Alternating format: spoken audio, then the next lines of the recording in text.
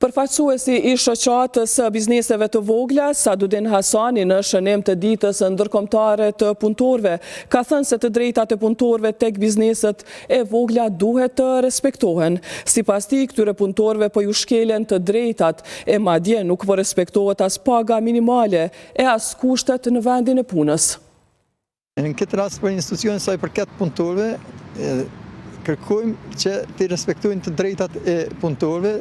bizneseve të vogla, sepse ka shumë punëtorë që ju shkelen të drejtat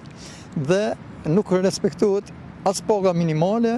as nuk respektohen kushtet në punë. Për punëtorët të cilët shohin pa rregullsinë në punë, i inkurajojmë ata që të ngrisin zanin për të drejtat e tyre